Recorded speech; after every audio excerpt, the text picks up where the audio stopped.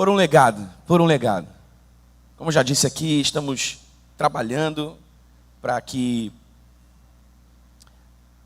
Jesus seja devidamente representado através do que nós temos impartido uns com os outros, através das impressões que nós temos deixado uns nos outros.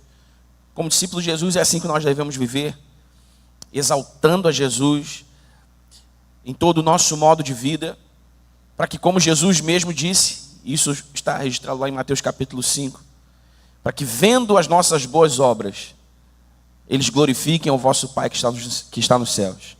Então nós queremos viver assim, praticando as boas obras de Jesus, construindo legado uns nos outros e também na próxima geração.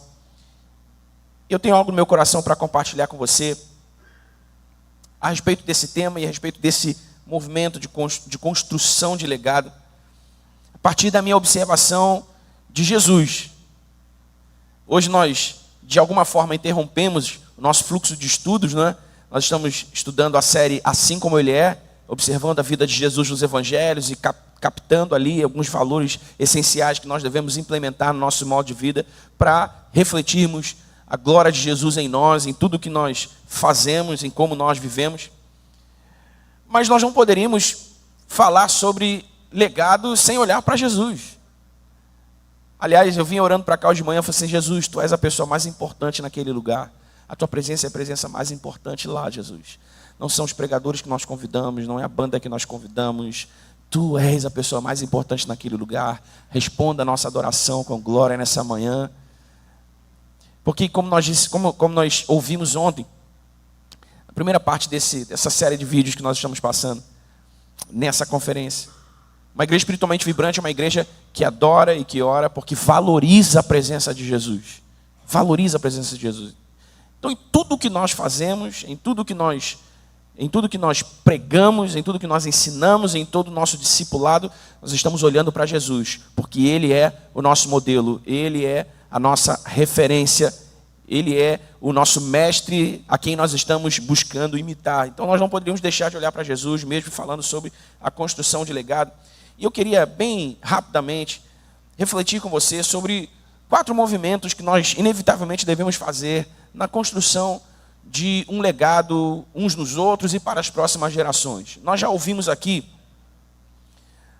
através do pastor Felipe Rabelo ontem, de alguma maneira eu já tenho dito isso aqui, através das minhas pregações, que legado é o conjunto de valores e a mentalidade que nós comunicamos às pessoas à nossa volta por meio do exemplo. Simples assim. Legado é o conjunto de valores e também a mentalidade que nós imprimimos uns nos outros através do nosso exemplo. Legado se constrói pelo exemplo somente. Intencionalmente ou não, o nosso legado está sendo construído. Porque pense você nisso ou não, planeje você isso ou não, o seu legado está sendo construído, o seu legado está sendo formado nas pessoas à sua volta e nas próximas gerações a quem nós estamos ministrando e servindo. Por isso nós precisamos ter atenção a isso, porque devemos comunicar às pessoas a nossa vida e especialmente às próximas gerações um legado que aponte a Cristo, que revele a Cristo. Nós não podemos nos esquecer que assim como os primeiros discípulos eram reconhecidos como cristãos, e eu tenho dito isso aqui todo domingo, né? Pequenos cristos, nós também devemos ser, pois é por meio de nós que Ele é visto e reconhecido no mundo. Então, que Cristo o mundo vê e reconhece através de nós.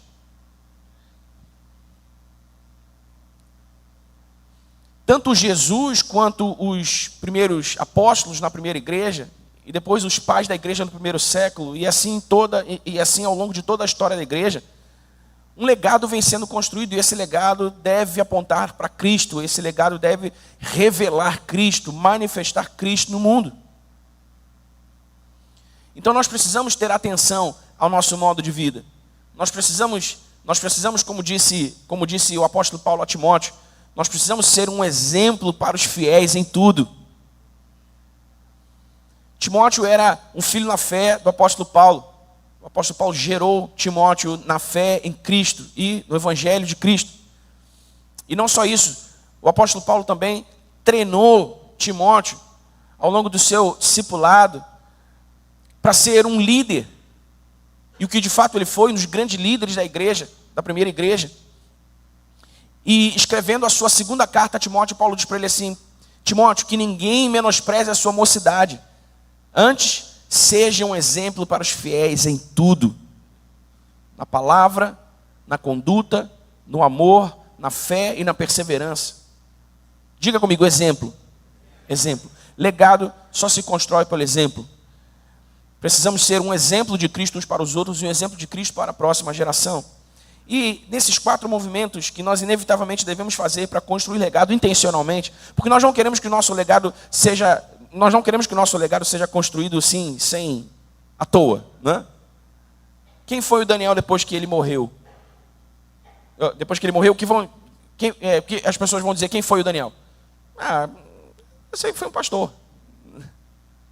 Entre centenas de milhares, milhões talvez de pastores no mundo. Não, eu quero que as pessoas não me reconheçam apenas como um pastor depois da minha partida. Eu quero que as pessoas me reconheçam como um homem de Deus que amou Jesus profundamente e que viveu a sua vida para revelar Jesus no mundo, para mostrar Jesus ao mundo, através do modo como viveu, do modo como construiu sua família, do modo como trabalhou, do modo como falou, encorajou as pessoas. É assim que eu quero que o meu legado seja reconhecido. Então, se eu tenho uma intenção a respeito de como as pessoas devem me reconhecer depois da minha partida, ou mesmo na minha velhice, mesmo que eu não tenha partido ainda, eu preciso trabalhar com intencionalidade por isso, sim ou não? É assim em toda a nossa vida. Se nós queremos alcançar um determinado objetivo, nós devemos trabalhar devidamente para que esse objetivo seja alcançado. Se você tem o objetivo de ser aprovado num concurso público, você precisa estudar corretamente. Se você tem o objetivo de ser promovido no seu trabalho, você precisa ser o melhor funcionário que você puder ser, e você precisa ter isso em mente, obviamente.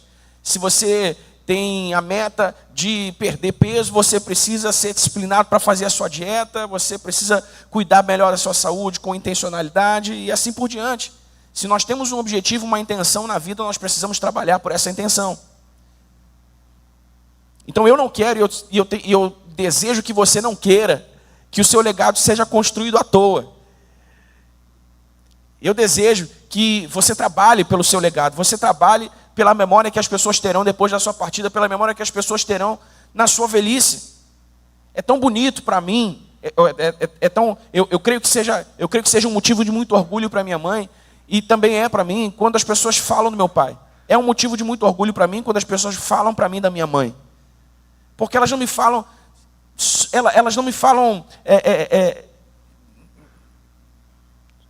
do pastor, da pastora, do bom homem, da boa pessoa que elas foram apenas. Elas falam com amor, falam com alegria de cada um dos valores que elas viram, que elas absorveram, que foi impartido com elas, que foi ministrado a elas. Quantas pessoas eu já ouvi me falando pessoalmente, falando também às pessoas que eu conheço, sobre como a pastora Denise encorajava os irmãos, empurrava os irmãos. Talvez alguns de vocês aqui tenham sido alvo desse valor. Sim ou não, irmão? Se eu trouxer qualquer esboço de uma nova ideia para minha mãe, ela já quer no dia seguinte saber se eu já fiz alguma coisa e já está me empurrando, está me encorajando. Eu falei, calma aí, mãe, eu estou orando por isso ainda, nem sei se eu vou fazer esse negócio. Porque ele é assim. Quantas pessoas me falam pessoalmente e falam para as pessoas que eu conheço sobre o meu pai, de como ele amou as pessoas, de como ele se doou às pessoas, de como ele era um pastor abnegado, de como ele era capaz de tirar a roupa do próprio corpo para vestir um irmão nu. É um motivo de muito orgulho. E eu quero que a minha filha tenha esse orgulho quando eu for velho. Eu quero que a minha filha tenha esse orgulho quando eu morrer. É por isso que eu preciso trabalhar com intencionalidade pelo legado que eu estou construindo. Eu olhei aqui, passei o olho no Emerson. Quantas pessoas falam até hoje, Emerson, do pastor Josias, não é? Milhares de testemunhos de pessoas que foram absurdamente abençoadas pela vida daquele homem, que viveu, assim como meu pai, assim como minha mãe, construindo com intencionalidade um legado. E eu não estou falando só de ser uma boa pessoa, eu estou falando de revelar Cristo. Amém, irmãos? Há muitas boas pessoas no mundo aí fora, talvez você conheça uma dúzia delas. Mas nós não estamos falando aqui de ser boas pessoas apenas. Estamos falando aqui de ser pessoas apaixonadas por Jesus, que podem ser reconhecidas como verdadeiros discípulos de Jesus. Amém? Discípulos de Jesus. E o primeiro movimento que nós inevitavelmente devemos fazer na construção do nosso legado é identificar. Diga comigo, identificar. A identificação. Nós precisamos, a identificação é importante na construção do legado, porque sem a identificação uns com os outros, sem a identificação com a próxima geração, nós não ganharemos acesso aos seus corações. Um grande pastor e expert em liderança no mundo, talvez um dos mais reconhecidos no mundo todo hoje, John Maxwell, ele diz que ninguém quer ouvir você até perceber que você realmente se importa. Em outras palavras, ele diz que ser ouvido é um direito que se conquista. Eu estou falando de, qualquer um fala e o outro escuta. Não estou falando disso, estou falando de ouvir. Quantos ouvem você com atenção? Alguém só pode ouvir você com atenção, de verdade, se você tiver conquistado esse direito. Se você tiver ganhado acesso ao seu coração. E o direito de ser ouvido e o acesso ao coração das pessoas e da próxima geração se consegue em primeiro lugar com identificação. Veja só o que diz a Bíblia em Mateus capítulo 9, do versículo 9 ao versículo 13. Eu vou lendo para ganhar tempo enquanto o pessoal da mídia coloca na tela e você abre a sua Bíblia aí. Mateus capítulo 9, versículo 9. Quando Jesus saiu dali, viu um homem chamado Mateus sentado na coletoria e disse-lhe: siga-me. Ele se levantou e o seguiu. Estando Jesus à mesa, na casa de Mateus, muitos publicanos e pecadores vieram e tomaram lugares com Jesus e os seus discípulos. Vendo isso, os fariseus perguntavam aos discípulos de Jesus: por que o mestre de vocês come com publicanos e pecadores? Mas Jesus, ouvindo, disse: os sãos não precisam de médico, e sim os doentes. Vão e aprendam o que significa: quero misericórdia e não sacrifício, pois não vim chamar justos, e sim pecadores. Olha que incrível, irmãos. Jesus, contradizendo todas as expectativas religiosas do povo judeu da época, que aguardavam um Messias político, militar, surge no cenário como um homem simples, surge no cenário como um homem desprezível, porque vinha de Nazaré. Eu já conversei isso aqui com vocês, não é? Nazaré era considerada a periferia da periferia da periferia da periferia. Tanto que, em algum momento, dizem sobre Jesus: o Messias de Nazaré? Pode ver alguma coisa boa de Nazaré? Como quem diz assim: cara, você está viajando. Não é esse Messias que a gente espera, não. O Messias que a gente espera não vem de Nazaré, não. Certamente ele vai nascer de uma família rica, lá de Jerusalém. Então Jesus surge na história como um homem simples, e ele começa a conquistar os seus seguidores. E Mateus era um publicano, um cobrador de impostos. Mateus era judeu, mas trabalhava para Roma cobrando judeus. Por isso se ouve dizer que os publicanos eles eram pessoas eram pessoas indesejáveis, eram pessoas reprováveis, eram pessoas desprezadas pelo povo. Porque para os judeus isso era uma grande traição, uma vez que os romanos exerciam a dominação social, militar, política e até religiosa, porque tudo que os judeus faziam era com a permissão de Roma. Então, para não entrar em muito problema com os judeus, porque eles eram muitos, Roma até deixava, mas era Roma que mandava. Então, os judeus viam os romanos como os opressores, os dominadores, aqueles de quem o Messias viria os livrar. E Mateus era um judeu que trabalhava para essa gente, cobrando o seu próprio povo. E os coletores de impostos também não tinham uma boa fama, porque diz que muitos deles acharcavam o povo, muitos deles exageravam nos impostos que eram exigidos do povo. Então Mateus não era uma pessoa bem vista. Mateus não era uma pessoa, embora fosse judeu, Mateus não era uma pessoa bem vista. Mateus não era uma pessoa querida. Mateus não era uma pessoa de muitos amigos. Mateus não era uma pessoa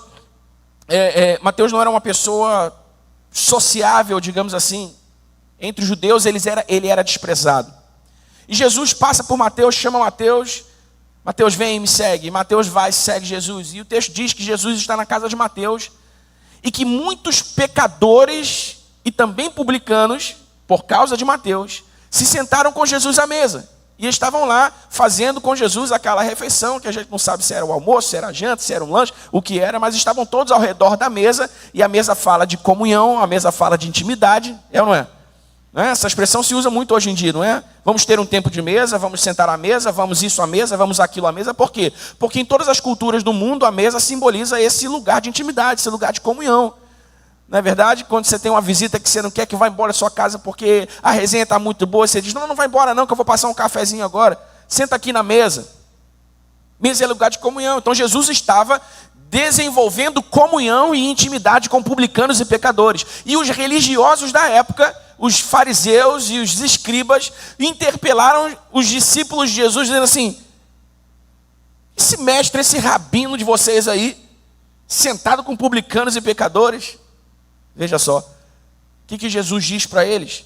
O texto diz que Jesus ouviu, porque não foi com Jesus que eles falaram, foi com os discípulos de Jesus. Então Jesus ouvindo disse, os sãos não precisam de médico, e sim os doentes. Vão e aprendam o que significa quero misericórdia e não sacrifício. Mais importante do que os sacrifícios que podemos fazer por Jesus é a misericórdia com a qual nós amamos uns aos outros. Amém? Para construir legado nós precisamos nos identificar. Para construir legado nós precisamos exercer misericórdia. Para construir legado nós precisamos amar de todo o coração. E glória a Deus por essa palavra profética que foi entregue para nós hoje. Estamos entrando numa temporada onde o amor de Jesus será visto e manifestado como nunca antes. Por quê? Porque para construir legado nós precisamos nos identificar, irmãos. Nós não podemos viver numa bolha. Sabe, o que eu vejo em muitos lugares são crentes vivendo numa bolha. Crente que só tem amigo crente, crente que só vê em filme de crente, crente que só bebe bebida de crente, crente que só... Você entende o que eu estou falando? Crente que no trabalho, seu amigo de baia lá, que é espírita, que é candomblessista, que é católico, acha esquisito porque ele está o tempo todo falando vigia irmão, se liga varão, sabe esse tipo de coisa? Numa linguagem que o povo não entende, num modo de vida que muitas vezes é estranho para muita gente. Nós não estamos ganhando o coração dessa gente, nós não estamos ganhando o direito de ser ouvido por essa gente. Nós não estamos nos identificando com aqueles com quem Jesus se identificou para nos dar o exemplo, a fim de que fizéssemos o mesmo. Você está comigo aqui? Você quer construir um legado, irmão? É o mesmo que se fala, por exemplo, a respeito da criação de filhos. Você quer deixar um legado para o seu filho? Ganhe o seu coração. Conquiste o coração do seu filho e você terá o volante da sua vida nas mãos. Eu contei para vocês, no domingo passado, uma história que eu vivi. Parte da minha história que eu vivi com os meus pais, quando eu queria muito ir para uma direção na minha vida, ali perto dos meus 17, 18 anos. E os meus pais já tinham visto que já tinham percebido em Deus que aquela não era a direção que eu deveria tomar, e disseram para mim não, e eu fiquei chateado e relutei, e eles disseram não, e eu fiquei chateado e relutei, até que por fim meu pai disse para mim assim, cara, você é quase maior de idade, você quer ir? Você quer fazer? Vai e faz, mas você vai sem a minha bênção. Eu brinquei, né? Eu falei assim, pô pai, tu jogou baixo, tu deu na minha canela agora, o que eu vou fazer? Eu vou desprotegido? Não, eu não fui, eu fui obediente, porque eles já tinham visto que aquele não era o propósito de Deus para mim. E eu obedeci, por quê? Porque os meus pais desde cedo ganharam o nosso coração. Os meus pais desde cedo ganharam o coração, e o meu coração e o coração do meu irmão. Então ganhe o coração dos seus filhos e você terá o volante das suas vidas nas mãos. Identifique-se, irmão. Exerça misericórdia. Ouça com atenção. Seja empático. Amém? Amém, querido? Preste atenção. Jesus disse, vocês são o sal da terra, vocês são a luz do mundo. Se o sal da terra não salgar, se a luz do mundo não iluminar as trevas, eles não cumprem o seu propósito. Você não pode passar a sua roupa num ferro, você não pode passar a sua roupa com um ferro que não está ligado na tomada. Ele é um ferro, ele é bonito, ele é de uma boa marca, mas ele não vai funcionar, ele não vai cumprir o seu propósito, porque ele precisa estar ligado na tomada. Se nós estamos ligados à videira, se nós estamos em Jesus, nós precisamos necessariamente brilhar a luz do mundo nas trevas. Nós precisamos necessariamente salgar um mundo insípido. E para isso nós precisamos nos identificar. Bem, irmãos, você sabe como eu implico com o vascaíno, né? Eu sou flamenguista. Como eu faço isso aqui brincando e tal. Mas eu tenho um vizinho, Sérgio, que ele é vascaíno. E às vezes eu passo pela rua e a gente conversa, eu paro ali, a gente conversa, eu implico com o Vasco, ele fala comigo, pergunta como é que tá Manu. E eu estou ali me identificando. E eu pensando comigo, cara, uma hora eu vou acertar ele. Uma hora eu vou acertar ele e eu não vou errar. Você precisa se identificar, irmão. Não pense que aquele irmão ou aquela irmã chata que senta do seu lado do seu trabalho. Sabe, às vezes as pessoas usam essa expressão, né? Ah, Deus colocou essa pessoa aí porque ela é sua lixa. De certa forma, isso faz sentido. Mas talvez Deus tenha colocado aquela pessoa ali não para lixar você, não para que você seja de alguma forma abençoado, né? Porque a lixa serve para polir, serve para melhorar a forma. De repente você está ali pensando que aquela pessoa está sendo usada por Deus para melhorar a sua forma. Não, de repente Deus colocou ela ali para que ela seja abençoada e não você. Porque afinal de contas nós já fomos abençoados em Cristo Jesus com toda a sorte de bênçãos espirituais nas regiões celestiais. Não é isso que diz a palavra de Deus lá em Efésios capítulo 1, versículo 3? Palavra de Paulo, porque vocês já foram abençoados em Cristo com toda a sorte de bênçãos espirituais nas regiões celestiais. Então identifique-se, irmão, identifique-se com a próxima geração. Ame as crianças perto de você, ganhe o coração das crianças. Ganhe o direito de falar às crianças, aos adolescentes, aos jovens. Não acho que adolescente é chato, não acho que adolescente sabe, não, irmão. Não acho que o jovem não sabe de nada. Se aproxime, converse, conecte o seu coração. Porque se nós vamos trabalhar nessa comunidade, e aqui eu me refiro ao nosso bairro, ao entorno da nossa igreja local, nós precisamos nos identificar. Nós precisamos nos identificar. Não vire as costas, não saia correndo. Sabe, não faça de conta que não é com você. Não torça para que seja com outra pessoa, é com você, está passando por você, então o negócio é com você, está no seu caminho, o negócio é com você. Se é teu vizinho, o negócio é com você, irmão. Amém? Jesus estava lá, de propósito, com publicanos e pecadores, dando exemplo, dizendo assim, olha, é com essa gente que eu quero que vocês se identifiquem. E os discípulos lá olhando e aprendendo, dizendo assim um para o outro, caramba, nenhum rabino em Jerusalém se senta com publicanos e pecadores. Esse rabino é diferente, esse mestre é diferente. E Jesus está dizendo assim, vocês estão entendendo? Vocês estão entendendo? Vão e façam o mesmo. Eu não vim para os sãos, os justos, eu não vim chamar justos, eu vim para os doentes, vim chamar pecadores. Então a igreja, nesse movimento de amor, precisa exercer misericórdia com a intenção de identificar-se. Amém, irmãos? Como a igreja pode redimir, e eu estou preparando uma mensagem sobre isso. Como a igreja pode redimir a cultura, se a igreja rechaça a cultura?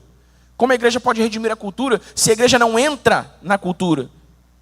E eu não estou querendo dizer que você precisa aderir ao pensamento do mundo, que você precisa fazer como o mundo, se vestir como o mundo, andar como o mundo, falar como o mundo. Não, é exatamente o contrário disso. Mas você precisa conservar no seu coração a firme e inegociável disposição de exercer misericórdia, de amar intencionalmente para se conectar como Jesus fez. Amém? Amém, igreja? Construir legado. Construir legado necessita identificação. Depois da identificação vem o segundo movimento, que é a transmissão. Diga comigo, transmissão. Primeiro nós nos identificamos, depois então nós transmitimos. Em João capítulo 17, versículos, eu vou ler alguns versículos saltadamente. Em João capítulo 17, versículo 8, diz assim, só para contextualizar, João 17 é o registro da oração sacerdotal de Jesus, a oração que Jesus faz antes de ser crucificado. E ele diz para Deus assim, olha, no versículo 8, porque eu lhes tenho transmitido as palavras que me deste, e eles as receberam, verdadeiramente reconheceram que saí de ti e creram que tu me enviaste. Versículo 14 diz: eu lhes tenho dado a tua palavra e o mundo os odiou, porque eles não são do mundo, como também eu não sou. Versículo 22. Eu lhes transmiti a glória que me deste, para que sejam um como nós o somos.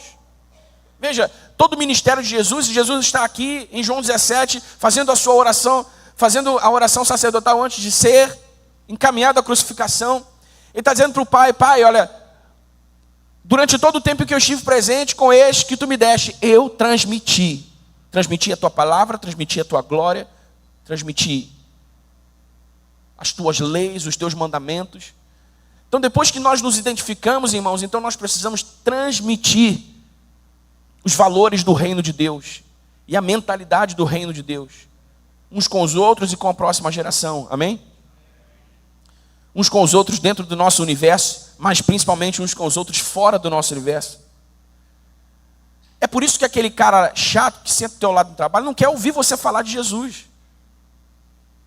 Porque antes de transmitir, você tem que identificar. Você não identificou e está querendo transmitir, não vai funcionar.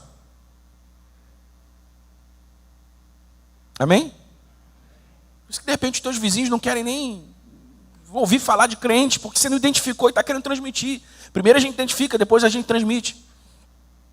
Jesus levou 3 anos transmitindo. Pai, eu lhes tenho dado a tua palavra, eu tenho transmitido a eles a tua glória, eu tenho transmitido a eles a tua palavra.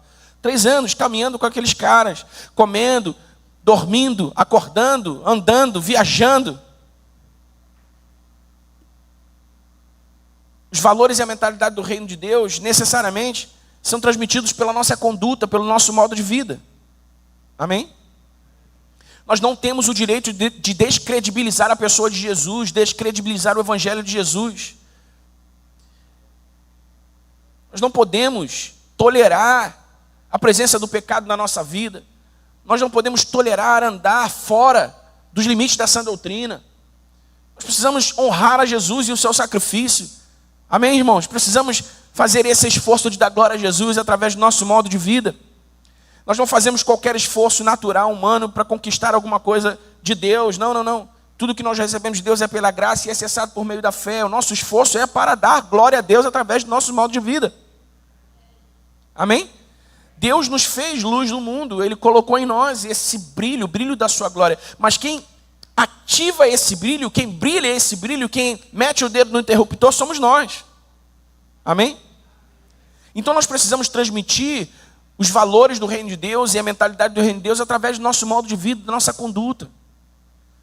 Por isso muitos pais fracassam na criação dos seus filhos, porque acreditam que os seus filhos vão ouvir aquilo que ele tem a dizer. Se o seu filho não vê, ele não vai ouvir. Amém? A ordem é essa: o filho primeiro vê, depois ele ouve. Eu via tanto meu pai orar de madrugada quando eu era criança, que eu quis aprender a orar de madrugada com ele. Eu pedi a ele para me ensinar a orar de madrugada.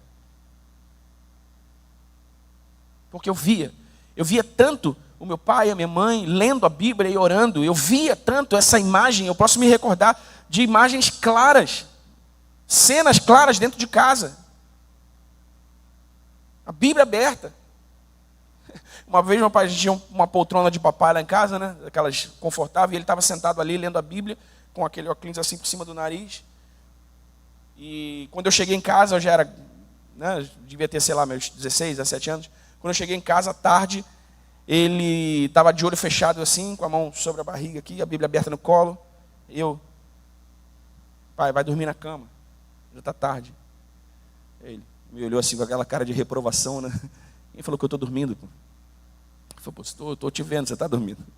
Não estou dormindo, filho. Estou orando, você está me atrapalhando. Vai dormir você que você está me atrapalhando. Eu via isso o tempo todo. O meu amor pela palavra vem do que eu vi.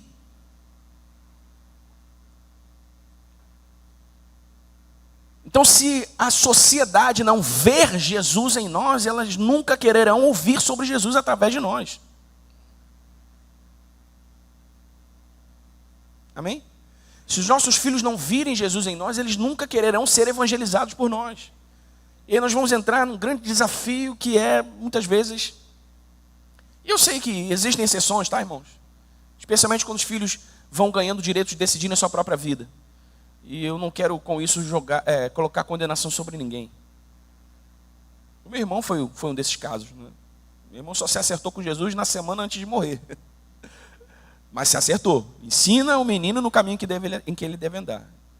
E até quando for velho, não se desviará dele. Não quer dizer que ele nunca vai andar fora do evangelho. Quer dizer que ele saberá sempre que está fora do evangelho e o caminho que ele deve fazer para voltar. Amém? Porque afinal de contas, depois que ganha a maioridade, você tem algum poder sobre ele? Não, ele vai fazer o que ele quiser fazer. Mas se você tiver ensinado, irmão, aquilo ali vai ser como uma brasa viva na cabeça dele, que vai queimar a cabeça dele. Ele nunca vai pecar gostoso, ele nunca vai pecar em paz. Ele vai sempre saber assim, caramba, eu tô errando, eu estou vacilando, não tá legal. Ele vai. Mas uma hora, ou melhor, ou quando ele desejar, como foi com o filho pródigo, ele sabe o caminho de volta. Ele sabe como voltar para a casa do pai. É isso que significa o versículo. Que às vezes as pessoas pegam esse versículo, interpretam esse versículo como se ele fosse uma promessa, no sentido de que é isso que vai acontecer, seu filho nunca vai se desviar. Não. Pode ser que seu filho se desvie, especialmente quando ele for mais velho, não for maior de idade. Mas ele sempre saberá o caminho de volta. Amém? E se você tiver identificado primeiro, se você tiver ganhado o coração dele, irmão, pode ficar em paz. Pode ficar em paz. A hora que você quiser falar, ele vai ouvir. A hora que você quiser, ele vai falar, vai ouvir. Meu irmão vacilava pra caramba. E minha mãe sempre, um sermão atrás de sermão. E ele sempre ouvia, quietinho. Ouvia, sempre ouvia, todos os sermões. Por quê? Identifica, transmite necessariamente, em primeiro lugar, pelo exemplo. Amém, irmãos? Amém? Então guarde isso no seu coração. Estamos construindo um legado entre nós, para a próxima geração e na nossa comunidade. Precisamos fazer isso, primeiro, identificando. Segundo, transmitindo pelo exemplo. Repita comigo, legado é exemplo. De novo, legado é exemplo. Não existe legado sem exemplo. Não existe legado sem exemplo. Jesus fez isso e nós precisamos fazer isso também. Amém? O terceiro movimento que a gente faz na construção do legado é a reprodução. Diga comigo, reprodução. Nós identificamos, nós transmitimos e nós reproduzimos. A transmissão, irmãos, ela tem a ver com a conduta, tem a ver com o nosso modo de vida. A reprodução tem a ver com o ensino. Quando eu estou transmitindo, eu não necessariamente estou ensinando. Há muitas coisas que eu aprendi com os meus pais que eles não me ensinaram verbalmente, mas que eles me ensinaram pelo exemplo. Como, por exemplo, eu falei aqui sobre ler a Bíblia, orar de madrugada. Meu pai nunca sentou comigo e falou assim, Daniel, você precisa aprender a orar de madrugada, porque orar de madrugada é importante. Ele nunca fez isso. Meus pais nunca fizeram assim, você precisa aprender a ler a Bíblia e gostar da Bíblia, porque isso é importante para o crente. Não. Eles simplesmente mostravam. Então, quando a gente transmite, a gente não necessariamente ensina, mas quando a gente reproduz, a gente ensina. Por quê? Porque primeiro eu já identifiquei, ganhei o coração e o direito de ser ouvido, eu já transmiti, eu fui um exemplo, então eu tenho autoridade para falar e agora eu posso ensinar. Amém? Ensino sem autoridade não funciona. Para ensinar, você precisa ter autoridade. Para ter autoridade, você precisa primeiro ter transmitido. Para transmitir, você primeiro precisa identificar. Amém? Você está me acompanhando aqui, irmão?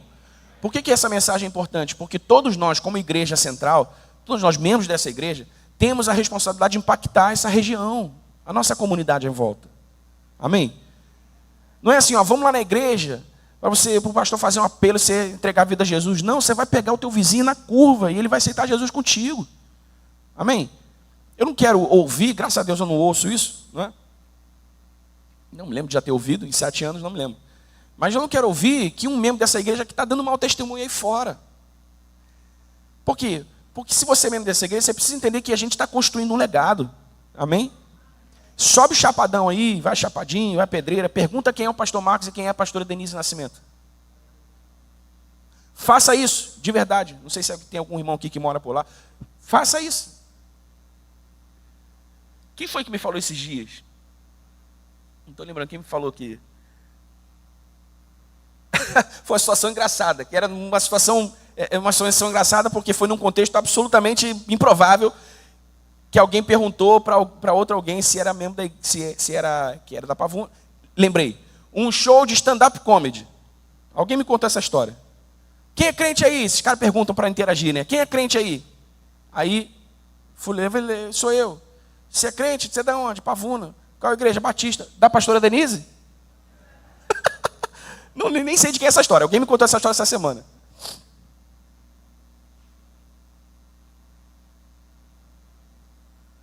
Por quê? Porque você identifica, você transmite, depois que você transmite, você ensina. Porque quando você ensinar, você vai ensinar com autoridade, porque já conectou, e então as pessoas ouvirão o que você tem para ensinar. Amém, irmão? Amém? A gente ensina. O discipulado é isso, é vida na vida. A gente compartilha a vida uns com os outros e vai ensinando. A gente compartilha a vida uns com os outros e vai ensinando. Algumas semanas atrás a gente fez um churrasco lá no Beto, né, Beto? Saímos de lá meia-noite e pouca. Só porque era sábado e a gente tinha que estar na igreja domingo. Porque senão a gente tinha entrado à madrugada comendo churrasco e na resenha ali, porque tinha violão, tinha adoração, tinha papo de Deus. Vida na vida, vida na vida. Você está compartilhando vida. E eu não sei, quem foi esperto pegou. Porque estava lá eu e Emerson e a gente estava só ensinando, só falando. Muitas coisas que a gente estava falando sobre Deus, e aí o irmão vinha compartilhava a experiência. Por quê? Porque você ganha o direito de ser ouvido, você pode ensinar com autoridade. Então nós queremos ser um exemplo de Jesus para poder ensinar sobre Jesus. Amém? E é isso que nós queremos fazer como igreja, nesse lugar aqui, na Pavuna, Anchieta, adjacências. Queremos ser uma igreja que pode ensinar, e que quando ensina as pessoas ouvem. Ouvem porque já viram, entendeu? Não, esses caras são de verdade, pode ouvir o que eles têm para dizer. Quarto e último movimento é o envio, diga comigo, envio. Que é o empoderamento e a responsabilização. Em Mateus capítulo 28, no texto que a gente conhece como a Grande Comissão, Jesus diz assim para os seus discípulos, olha, Mateus 28, a partir do versículo 18. Jesus, aproximando-se, falou-lhes, dizendo, toda a autoridade me foi dada no céu e na terra. Portanto, vão e façam discípulos de todas as nações, ensinando-os em nome do Pai, do Filho e do Espírito Santo. Ensinando-os a guardar todas as coisas que vos tenho ordenado a vocês. E eis que estou com vocês todos os dias até o fim dos tempos. Amém, irmãos? Então, o que a gente quer fazer? Intencionalmente, uns com os outros, com a próxima geração e na comunidade onde a gente está. O que a gente quer fazer? A gente quer primeiro identificar, ganhar o coração. Certo? Identificar, ganhar o coração. Depois que a gente ganhar o coração, a gente quer transmitir, a gente quer mostrar um certo estilo de vida, uma certa mentalidade, certos valores, que é o estilo de vida, que é a mentalidade e os valores do reino de Deus. Amém? Então, o teu vizinho precisa ver que a tua família é um modelo. O teu amigo no trabalho precisa saber que o teu linguajar, ele é sadio. A tua amiga precisa saber que você honra o teu esposo. O teu amigo precisa saber que você honra a tua esposa. Ele não pode te ver flertando com a amiga do trabalho. Não pode te ver flertando com a pessoa lá no metrô. Você precisa transmitir. Então a gente identifica, a gente transmite. Depois que a gente está transmitindo, a gente ensina. Olha, cara, o certo é esse aqui. O que Jesus quer, espera de nós é isso aqui. Ó, eu estou te ensinando, é isso aqui. E depois que eles aprendem, o que a gente faz? A gente faz que nem Jesus. Vão e façam o mesmo. A gente envia. Eu creio que nessa temporada que nós estamos entrando, muitas pessoas virão e serão abençoadas, irão e trarão outros. Amém? Irão e trarão outros. Porque o que a gente quer aqui? A gente quer identificar, a gente quer transmitir, a gente quer ensinar e a gente quer enviar. É assim que se constrói legado. Jesus fez assim. Por que nós não faríamos, não? Não há um outro modo de fazer isso.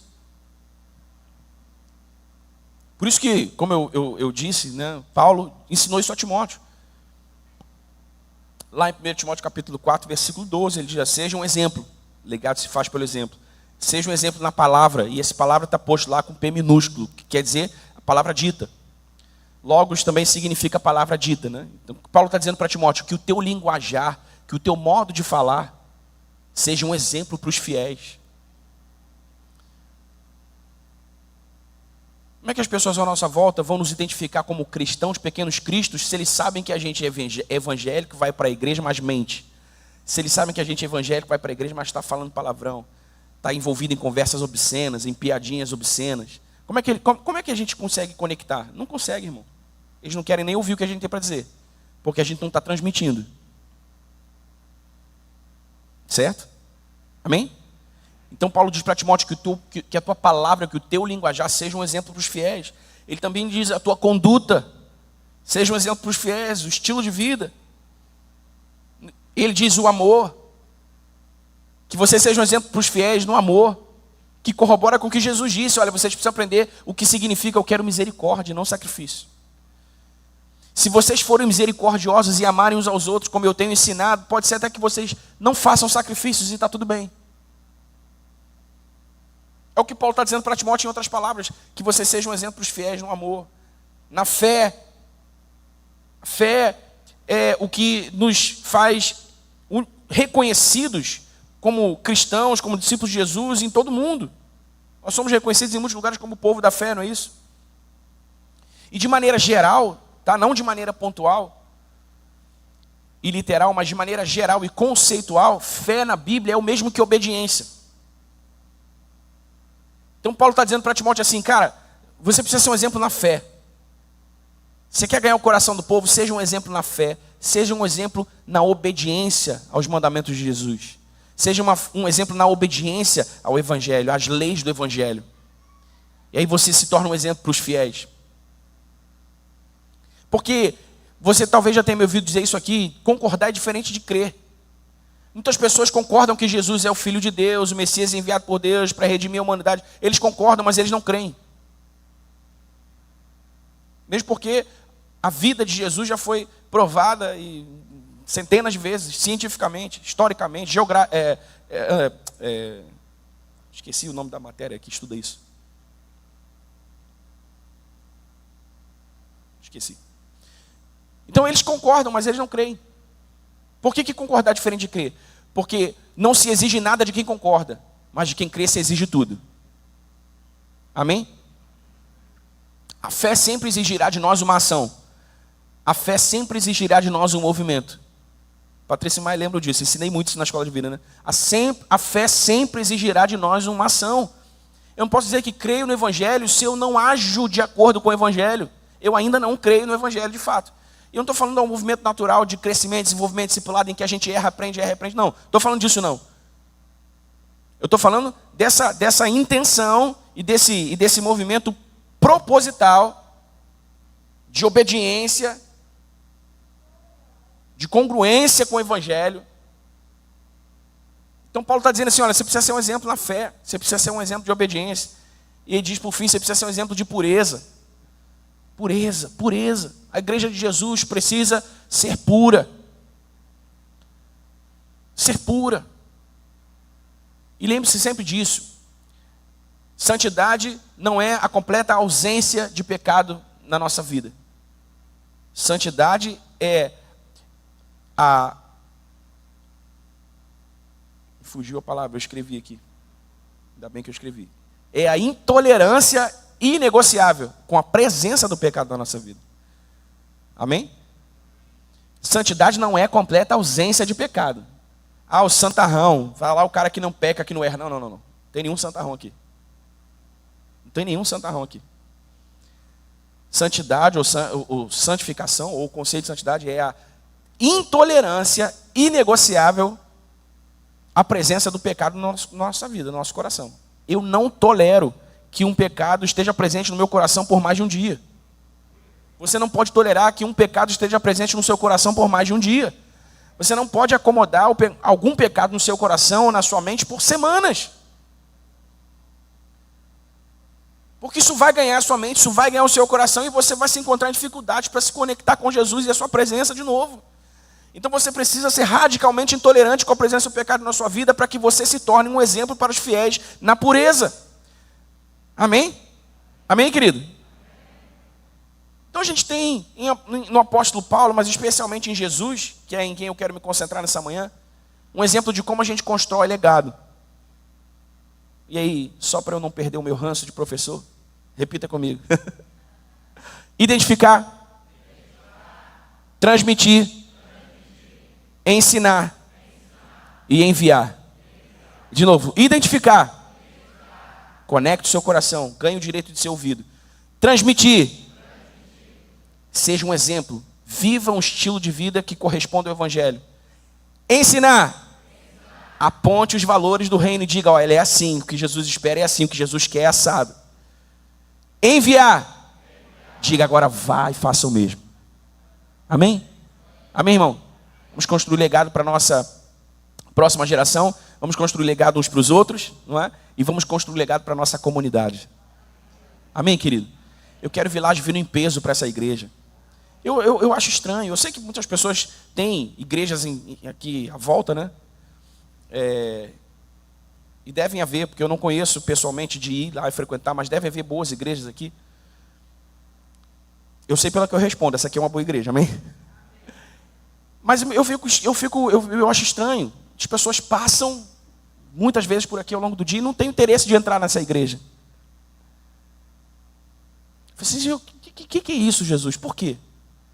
É claro que a gente entende o movimento natural do espírito desse mundo, que vai atuar cada vez mais intensamente conforme se aproxima a volta de Cristo. Mas aí o Espírito me fez lembrar do que disse o apóstolo Paulo, porque o espírito desse mundo, ele cegou o entendimento dos incrédulos, para que eles não vejam a glória de Deus. Falei assim, então tira a venda dos olhos dessas pessoas. Mas qual que é a ideia, irmão? Qual que é a ideia? É claro que a gente quer botar um muro bonito, quer botar uma fachada bonita, quer fazer a igreja chamar a atenção das pessoas, né? Para elas se interessarem em entrar. Também faz parte do processo, tá? Mas a ideia principal não é essa, irmão. A ideia principal é que aquela porta de vidro não seja capaz de conter a glória de Deus. Que o Rian e o meu irmão fiquem lá assim, ó. Caramba, não está dando, meu irmão. A presença de Jesus está muito forte aqui. Abre e deixa esse negócio correr para a rua. Como já aconteceu muitas vezes, de alguém estar pregando aqui, já aconteceu com meu pai, com a minha mãe, comigo também já aconteceu. Tem alguém sentado lá numa pedrinha, lá do outro lado do muro, assim, sentado olhando para cá, ouvindo a palavra. Assim, cara, vai lá rapidão, chama aquele cara para entrar. Você entende? Tem pessoas que Deus vai direcionar para cá de maneira pontual, assim. Mas a ideia, irmãos, é que a gente ame tanto a Jesus nesse lugar. A ideia é que a gente valorize tanto a presença de Jesus nesse lugar. A ideia é que a gente adore tão intensamente a Jesus nesse lugar, que aquelas portas de vidro sejam capazes de conter a glória dele. Em todo o Antigo Testamento, Novo Testamento um pouco menos, mas em todo o Antigo Testamento, todas as vezes que nós lemos sobre a manifestação da glória de Deus, isso era uma resposta à adoração. Fosse no templo, ou como por exemplo com Elias, no Monte Carmelo, quando ele preparou o altar, desceu fogo do céu. A manifestação visível da glória de Deus sempre é uma resposta à adoração. Hoje, talvez nós não vejamos bola de fogo, talvez nós não vejamos, né, fogo consumindo o altar, esse tipo de coisa. Fumaça, não é? Lá em Salomão foi assim, né? Lá com Salomão foi assim, a fumaça da glória encheu o templo, e o texto diz que eles não podiam ficar de pé no templo. Mas irmãos, eu sei que você sabe do que eu estou falando. Sabe aquele dia, Emerson, que parece que o céu está muito baixo? Que você sente na tua pele a presença de Jesus? É como se alguma coisa te apertasse assim, você, caramba, Jesus está aqui. Sabe? Você sabe o que eu estou falando? Amém, irmão? A ideia é que a gente tem isso em todo culto. Amém? Essa é a ideia, esse é o plano. Que a gente tenha isso em todo culto. E que as portas dessa igreja não sejam capazes de conter a glória de Jesus. E que a glória de Jesus corra pela Praça Ucraniana, corra pela ladeira, corra pelo Village, a Iguaba Grande, pegue os prédios, as pessoas... Tem alguma coisa acontecendo naquele lugar, tem alguma coisa diferente rolando lá, a gente precisa passar lá e ver o que está acontecendo. Essa é a ideia. Amém? Se não for para isso, irmão, nem vale a pena fazer igreja. Para quê? Para a gente ficar aglutinando um montão de crente aqui e ficar... Dá trabalho. É muitas vezes cansativo, entendeu? Às vezes tem que, caramba, orar pra caramba, trabalhar pra caramba, para preparar uma mensagem todo domingo, dá trabalho, mas para ficar aglutinando um monte de crente, não quero que a glória de Jesus pegue esse lugar aqui e que esse lugar fique pequeno, não porque o culto é legal, mas porque Jesus está aqui. Tem uma diferença, né? Se eu meto um LED aqui, meto uma luz violenta, meto um teatro todo domingo, o culto é legal. O culto é maneiro. Mas se Jesus está presente, irmão, pode não ter nem música. Pode estar apagado o templo. As pessoas vêm e sabem que Jesus está aqui. Essa é a ideia, esse é o plano. Amém? E eu não vou cumprir esse plano sozinho. Nós vamos cumprir esse plano juntos. Nós vamos construir legado juntos, amém?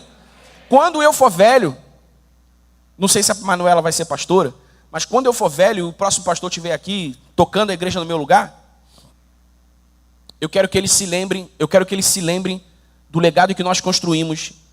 E eu disse, cara, a gente está proibido de fazer alguma coisa diferente disso.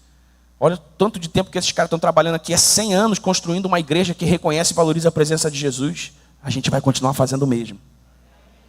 Amém? Então, eu até brinquei, né? A Manuela me vê lendo a Bíblia todo dia. Todo santo dia. Ela acorda, eu estou lendo a Bíblia. Aí ela está aprendendo a ler, escrever. Eu falei domingo passado, né? Já está lendo, hein, filha? Está lendo? Vai começar a ler a Bíblia com o papai todo dia agora. Calma aí, isso aqui. Vamos ler. Irmãos, o meu grande sonho é que essa igreja aqui, esse prédio aqui, não sei se a gente vai ficar nesse prédio para sempre, né? Pode ser que a gente exploda tanto, cresça tanto que a gente tem que sair daqui. Não sei, também nem fico pensando muito nisso não. Mas a minha ideia é que esse prédio aqui seja como seja magnético, entendeu? Seja magnético, que as pessoas passem aqui assim. E tem que entrar lá. Pô, peraí, vamos lá. Magnético, tem que ter alguma coisa aqui diferente. Esse negócio aqui, irmão, sabe, não é, a gente está aqui para entreter ninguém, não. É por isso que às vezes eu dou umas cholapadas aqui mesmo. Às vezes eu prego umas mensagens duras. Porque a gente não está aqui para alisar ninguém, para entreter ninguém. A gente quer a glória de Deus. E Deus não manifesta a sua glória onde não há adoração genuína. Deus não manifesta a sua glória onde não há pureza. Deus não manifesta a sua glória onde há tolerância ao pecado. Amém? Então a gente trabalha para que Jesus seja visto e reconhecido aqui. E a gente quer amar Jesus de todo o nosso coração. Estamos felizes por isso. Se eu não parar agora, eu vou ficar falando até 1h da tarde. E você tem que almoçar. Deus é bom e nós estamos muito felizes por esses 45 anos. Amém? Vamos celebrar a ceia do Senhor?